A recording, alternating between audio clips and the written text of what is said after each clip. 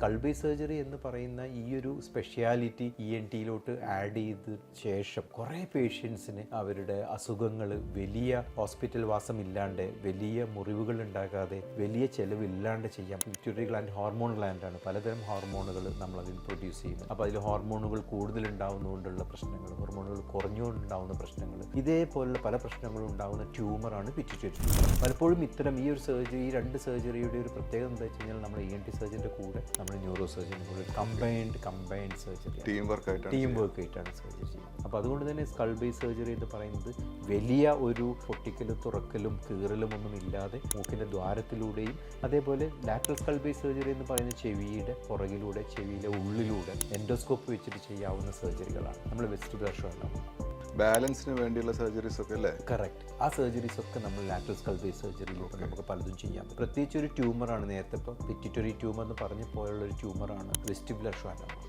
അത് നമ്മുടെ ചെവിയുടെ പുറകിൽ ബ്രെയിനിൻ്റെ ജംഗ്ഷനിൽ ഉണ്ടാവുന്ന ചെറിയ മുഴകളായിട്ട് വന്ന് അത് വലുതായിട്ട് ബ്രെയിനിൽ കംപ്രഷനൊക്കെ ഉണ്ടാവാം. ഈ ഒരു ട്യൂമറിൻ്റെ ഏറ്റവും വലിയ ഒരു പ്രത്യേകത എന്താ വെച്ച് കഴിഞ്ഞാൽ ചെവിയിൽ ചെറിയൊരു മൂളൽ മാത്രമേ ഉണ്ടാവുള്ളൂ. ചെറിയൊരു ബാലൻസിന് പ്രോബ്ലം ഉണ്ടാവും. നമ്മൾ MRI സ്കാനും കൂടുതൽ ഇവാലുവേഷനൊക്കെ ചെയ്യുമ്പോഴാണ് ഇത് ട്യൂമറാണെന്ന് മനസ്സിലാവും. അപ്പോൾ നമുക്ക് ചെവിയുടെ പുറകിലൂടെ ചെറിയൊരു മുറിവുണ്ടാക്കി എൻഡോസ്കോപ്പിൻ്റെ സഹായത്തോടെ, മൈക്രോസ്കോപ്പിൻ്റെ സഹായത്തോടെ ഈ ട്യൂമറൊക്കെ എടുക്കാൻ പറ്റും. അപ്പോൾ സ്കൾ ബേസ് സർജറി എന്ന് പറയുന്ന ഈ ഒരു സ്പെഷ്യാലിറ്റി ENT ആഡ് ചെയ്ത ശേഷം കുറേ പേഷ്യൻസിന് അവരുടെ അസുഖങ്ങൾ വലിയ ഹോസ്പിറ്റൽ വാസം ഇല്ലാണ്ട്, വലിയ മുറിവുകൾ ഉണ്ടാകാതെ, വലിയ ചെലവില്ലാണ്ട് ചെയ്യാൻ പറ്റിയിട്ടുണ്ട്. കോസ്റ്റ് വൈസും കമ്പാരിറ്റീവ്ലി കുറവായിരിക്കും. ഡെഫിനറ്റ്ലി കമ്പാരിറ്റീവ്ലി കുറവായിരിക്കും. പേഷ്യൻ്റ് റിക്കവറി ഫാസ്റ്റ് ആയിരിക്കും അല്ലേ?